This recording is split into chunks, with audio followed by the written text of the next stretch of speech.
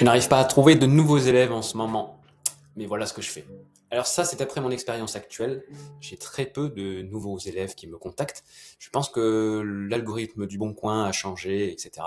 Donc j'ai plusieurs techniques et c'est pour ça que je vais vous les partager. Donc je vais vous en partager 6. J'en ai trouvé 26 que j'utilise.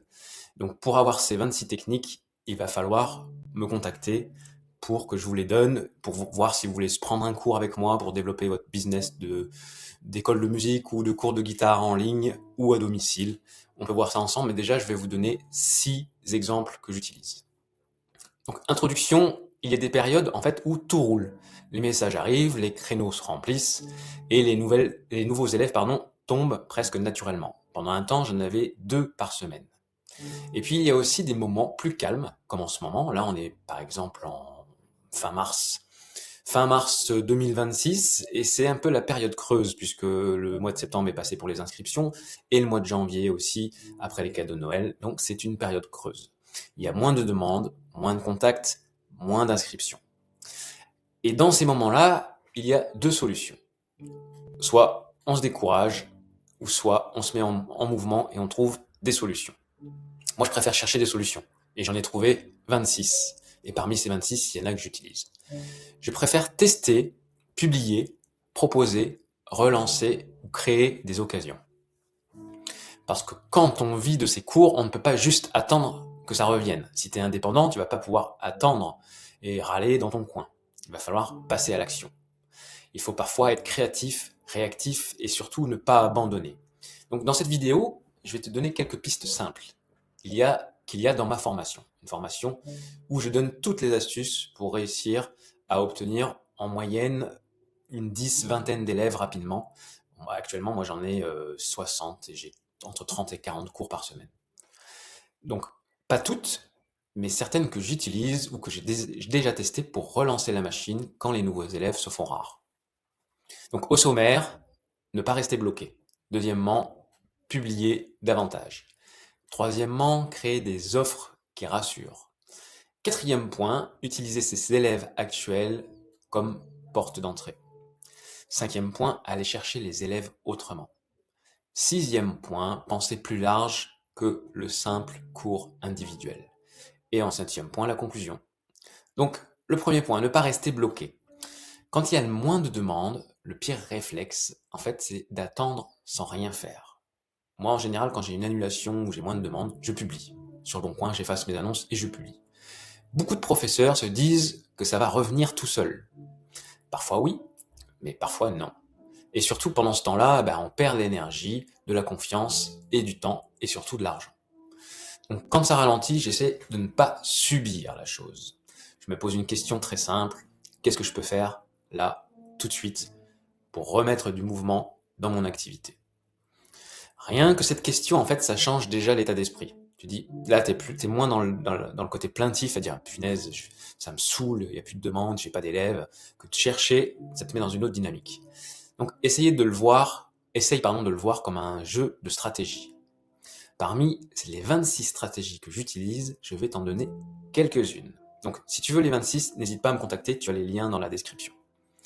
Donc, deuxième point, publier davantage. Donc, souvent, on ne publie pas assez. On fait une annonce, puis on attend. En réalité, il faut remettre plusieurs fois son activité sous les yeux des gens. Une annonce sur le Bon Coin, une story sur les réseaux sociaux, et une publication sur les réseaux sociaux, donc sur ton mur Insta ou Facebook, ou voire TikTok, voire même une story Snap. Un message simple pour dire qu'il reste quelques places. Tu mets une story, tu fais un petit visuel sur Canva, ou tu mets une photo dans ta story et tu marques un petit texte. Un message simple pour dire qu'il reste quelques places pour un cours de guitare samedi matin, par exemple. Ce n'est pas forcément que les gens ne veulent pas apprendre la guitare. C'est souvent qu'ils ne pensent pas à nous au bon moment. Ils vont y penser au travail. Et des fois, ils vont être en train de scroller et voir ta publication et se dire, ah c'est peut-être le moment là. Hop, je demande si c'est jouable de prendre un cours. C'est souvent des lubies, donc il faut être très réactif. Donc, il faut redevenir visible sur les annonces Le Bon Coin, sur les stories, etc. Créer des offres qui rassurent en troisième point. Bon, parfois, ce qui bloque, ce n'est pas l'envie, c'est le passage à l'action. Les gens hésitent, ils ont peur de se planter, ils ont peur de ne pas être au niveau. Donc quand ils ont peur de se tromper, c'est qu'ils ont peur de mal jouer. Donc ensuite, peur de ne pas être au niveau, ils disent l'élève, le prof va être super balèze, il va s'ennuyer avec moi. Et ils ont peur de venir seul. Donc il faut créer des offres qui rendent le premier pas plus simple. Par exemple, on peut proposer exceptionnellement un cours de découverte. Ça peut être aussi un cours gratuit. On peut aussi vendre une guitare débutant avec un premier cours offert. Il y a des guitares qui sont très bien, par exemple sur Kirsten. Kirsten, c'est un site allemand, qui vont tourner autour des 50 euros. Une guitare classique, 3/4, c'est parfait pour un débutant. Tu peux proposer un pack, 3 cours plus une guitare. On peut proposer une formule plus accessible pour démarrer, quelque chose de plus ludique. L'idée, ce n'est pas de casser son travail, l'idée, c'est d'aider la personne à franchir le premier pas. Donc, quatrième point, utiliser ses élèves actuels comme porte d'entrée. On pense souvent qu'il faut forcément trouver des gens totalement nouveaux. C'est ce qui m'arrive en ce moment, moi je cherche des gens nouveaux. Mais parfois les opportunités sont déjà autour de nous. Un élève peut venir avec un ami, un proche. Tu peux lui dire, ah bah cette semaine, tu peux venir avec quelqu'un de ton entourage pour voir ce que tu fais. Un parent, un frère, un beau-frère, une sœur, son enfant. On peut aussi proposer à certains élèves un deuxième cours dans la semaine ou un cours d'un autre instrument. Par exemple, cette semaine, j'ai Marc qui vient d'ailleurs cet après-midi pour jouer de la basse et je lui ai proposé de venir hier pour un cours de batterie, un deuxième instrument. Il est venu hier, la batterie ça lui plaît, il a croisé un autre élève, il a joué avec lui, et ce matin il m'a envoyé un message comme quoi il allait chercher une batterie près de chez lui. Donc comme quoi, il faut penser à ses élèves et leur proposer une deuxième formule. Parfois, il y a déjà du potentiel juste devant nous, mais on ne le regarde pas. Et puis il ne faut pas oublier non plus les anciens élèves avec qui tu n'es plus en contact. Peut-être qu'ils pensent à toi quelquefois et se disent, tiens, je reprendrai bien des cours, mais bon, peut-être qu'il veut pas me revoir. Ça m'est déjà arrivé, ça. Un ancien élève, c'est quelqu'un qui te connaît déjà. En fait, la confiance, elle existe. Il suffit de leur proposer. Parfois, il suffit d'un petit message pour relancer quelque chose. Cinquième point, aller chercher les élèves autrement. Donc, il n'y a pas que les annonces classiques. On peut aussi organiser une porte ouverte si tu as un local, une petite école de musique, un petit atelier découverte. Tu peux mettre sur les réseaux sociaux, atelier découverte, venez à plusieurs, à telle heure, et je vous montre un petit peu les instruments et vous essayez. Une intervention. Vous pouvez faire une intervention scolaire, une intervention dans une maison de retraite, des interventions parfois même dans des bars, dans des brocantes, une petite animation. Une animation, moi j'ai déjà fait une animation dans une école primaire, et la première année, j'ai pas eu d'élèves, mais la deuxième année, l'année suivante en fait, en septembre, ils se sont inscrits. Donc ça veut dire que si on fait une intervention scolaire, on peut avoir à la rentrée en septembre 3 élèves. C'est ce qui m'est arrivé. Par exemple, j'ai déjà fait des ateliers dans un bar. Tous les samedis, j'ai proposé un atelier pendant 1 heure où les gens venaient avec leur guitare et je leur apprenais un morceau à tous et on le jouait tous ensemble. Ça marchait bien. J'étais pas payé bien cher, mais au moins j'avais du monde et ça faisait de la pub. Et sur les réseaux sociaux aussi, puisque je publiais une photo ou une vidéo.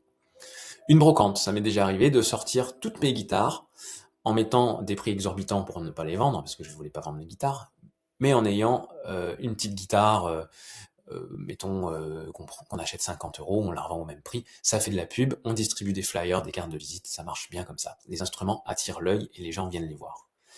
Donc comme je disais, les interventions scolaires. Quand tu interviens dans une école, même 1 heure, comme je disais tout à l'heure, en fait les enfants ils parlent. Ils parlent aux parents, ils en parlent aux copains. Et les parents entendent parler de toi. Et d'un coup, tu n'es plus juste une annonce parmi tant d'autres. Tu fais partie de la vie du village ou de la ville. Tu deviens quelqu'un de concret, de visible et surtout de vivant. On peut aussi penser au camping. Tu peux très bien faire des ateliers dans les campings, dans les lieux de vacances, dans un lieu de passage. Ça, j'ai pas trop réfléchi, mais il faut y réfléchir. Il y a certainement des endroits où on peut donner des cours. Il y a plein d'endroits où la musique peut devenir une porte d'entrée. 6e point, penser plus large que les simples cours individuels. Parfois on bloque parce qu'on pense toujours au même format. Un élève, un cours, un créneau. Mais on peut ouvrir d'autres portes. Des cours en groupe. Vous allez vous dire, mais c'est peut-être compliqué à gérer les cours en groupe. Et non, pas du tout. Bon, il faut pas paniquer, bien sûr, parce que forcément, c'est de l'animation. Et ça se fait même en visio. Je le fais en visio. J'ai 3-4 familles où j'ai 3 élèves en simultané, en visio, pendant 45 minutes. Et ça marche très bien.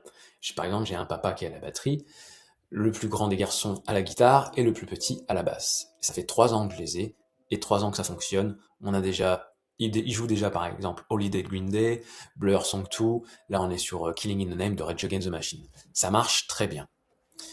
Il y a des formats parents-enfants. Il y a des cartes cadeaux.